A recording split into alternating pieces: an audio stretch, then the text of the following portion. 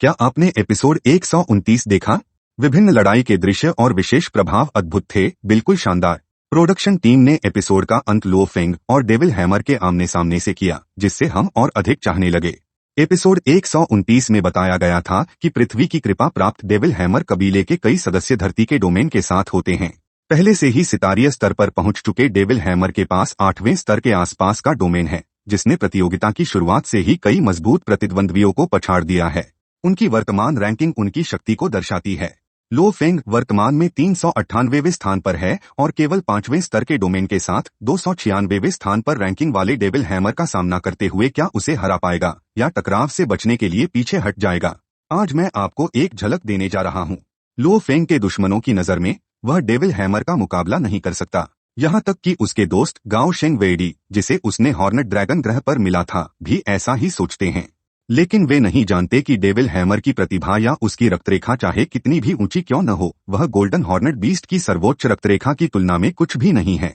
इस प्रतियोगिता में सभी बाहरी परिस्थितियां, जैसे शारीरिक फिटनेस और आत्मिक शक्ति, सभी प्रतियोगियों के लिए समान हैं। जो उन्हें अलग करता है वह है उनकी इच्छा शक्ति और मार्शल आर्ट्स के रहस्य। लो फेंग की इच्छा शक्ति गोल्डन हॉर्नेट बीस्ट से आती है। जहां तक मार्शल आर्ट्स के रहस्यों की बात है, चाहे वे बाबाटा द्वारा सिखाए गए हों या गोल्डन हॉर्नेट बीस्ट से विरासत में मिले हों, वे लो फेंग को उसकी उम्र के साथियों में अद्वितीय बनाते हैं। सबसे ईर्ष्यापूर्ण बात यह है कि गोल्डन हॉर्नेट बीस्ट के ब्रह्मांड स्तर में कदम रखते ही एक डोमेन होता है, जिससे लो फेंग को सिर्फ पहले स्तर पर ही स्वर्ण के कानून को समझने की शुरुआत करने की अनुमति मिलती है। हालांकि डेविल हैमर का डोमेन स्तर लो फेंग से ऊंचा है, एक उच्च डोमेन स्तर जरूरी नहीं कि अधिक शक्ति का मतलब हो। सबसे महत्वपूर्ण है कि योद्धा डोमेन का उपयोग कैसे करता है। उदाहरण के लिए एपिसोड 129 में हमने देखा कि हांग एक योद्धा का सामना कर रहा था जिसका डोमेन था। उसके डोमेन के विस्तार और हांग की टिप्पणियों से उसका डोमेन स्तर हांग से कम नहीं था, शायद एक स्तर से ऊंचा भी था। फिर भी वह हांग से हार गई क्योंकि उसके डोमेन के उपयोग की कुशलताएं हांग की तुलना में कहीं अधिक कमजोर थीं। क्या आपने देखा कि लो फेंग ने प्रतियोगिता की शुरुआत से कभी अपना डोमेन का उपयोग नहीं किया, फिर भी वह लगभग 8.2 अरब प्रतियोगियों में से 398वें स्थान पर है। यह स्वॉर्डफिश फॉर्मेशन की शक्ति के बारे में बहुत कुछ कहता है। डेविल हैमर पहला प्रतिद्वंद्वी है जिसने लो फेंग को लड़ाई में अपना डोमेन का उपयोग करने पर मजबूर किया। डोमेन के समर्थन के साथ स्वॉर्डफिश फॉर्मेशन और भी अधिक मजबूत हो जाता है। हालांकि डेविल हैमर का डोमेन स्तर ऊंचा है, जिससे वह पूरी तरह से नुकसान में नहीं है। उसने मूलभूत कानूनों को नहीं समझा है, इसलिए वह लो फेंग का मुकाबला नहीं कर सकता। मूलभूत कानूनों के साथ लो फेंग का स्वॉर्डफिश फॉर्मेशन डोमेन स्तर के अंतर को नजरअंदाज कर सकता है, जिससे वह डेविल हैमर को हरा सकता है। तो आप सोच सकते हैं कि डोमेन और मूलभूत कानूनों के बीच वास्तव में क्या अंतर है। उपन्यास और एनिमेशन दोनों में इन अवधारणाओं को पूरी तरह से समझाया नहीं गया है। आज मैं इस वीडियो का उपयोग कुछ विश्लेषण पेश करने के लिए करूंगा। हम कानूनों की तुलना इंटरनेट से कर सकते हैं। अगर हमारे पास फोन या कंप्यूटर जैसे उपकरण हैं, तो हम इंटरनेट का उपयोग कर सकते हैं। बहुत से लोग, जैसे मैं, इंटरनेट का उपयोग कर सकते हैं, लेकिन इसके काम करने के तरीके को पूरी तरह से नहीं समझते। डोमेन इंटरनेट की तरह है, जबकि मस्तिष्क और इच्छा शक्ति फोन और कंप्यूटर की तरह हैं। वे योद्धाओं को डोमेन का उपयोग करने की अनुमति देते हैं। योद्धा के चारों ओर एक निश्चित सीमा के भीतर एक आभा बनाते हैं, जो लड़ाई में मदद करता है या विरोधियों को दबा देता है। मस्तिष्क और इच्छा शक्ति जितनी मजबूत होती है, डोमेन उतना ही मजबूत होता है। मूलभूत कानून अलग हैं। योद्धाओं को कानूनों को बुनियादी रूप से समझना चाहिए। वास्तविक जीवन में यह इंटरनेट के संचालन को समझने के समान है। मूलभूत कानून योद्धा की समझ का प्रतिनिधित्व करते हैं कि ब्रह्मांड में एक विशेष गुण कैसे काम करता है। जब तक योद्धा ने गुण को पर्याप्त रूप से समझा है, वे ब्रह्मांड में उस गुण की शक्ति का उपयोग कर सकते हैं ताकि उनकी हमले की शक्ति को अधिकतम किया जा सके। इसका मतलब है कि एक बार जब योद्धा मूलभूत कानूनों को समझता है, वे न केवल अपनी शक्ति का उपयोग कर सकते हैं, बल्कि लड़ाई में ब्रह्मांड की शक्ति का भी उपयोग कर सकते हैं। संयुक्त शक्ति उनके हमलों को काफी बढ़ा देती है। लो फेंग और डेविल हैमर के बीच की लड़ाई के अलावा आधिकारिक वीबो समाचार के अनुसार एपिसोड 130 में 2 और बहुप्रतीक्षित लड़ाइयां हैं, हांग बनाम नाबिनी और ली शेन बनाम रोंग जुन। आपको शायद नहीं पता होगा कि हांग और नाबिनी के बीच की लड़ाई उपन्यास में मौजूद नहीं है। स्पष्ट रूप से प्रोडक्शन टीम ने इसे और अधिक हाइलाइट्स बनाने के लिए जोड़ा है। चाहे हांग नाबिनी का सामना करे या नहीं, इससे मुख्य कथा पर कोई प्रभाव नहीं पड़ेगा, क्योंकि दोनों को देश के एरिना स्टेज के उन्मूलन दौर में हटा दिया जाएगा, जिससे गनवू यूनिवर्स किंगडम का प्रतिनिधित्व करने के लिए 1000 स्थानों में से एक के लिए प्रतिस्पर्धा करने का मौका खो जाएगा। हालांकि यह चर्चा करने लायक है कि इस लड़ाई में कौन जीतेगा। मुझे लगता है कि एपिसोड 130 में शायद कोई विजेता नहीं होगा, जिससे यह लड़ाई एपिसोड 131 के हाइलाइट्स में से एक बन जाएगी।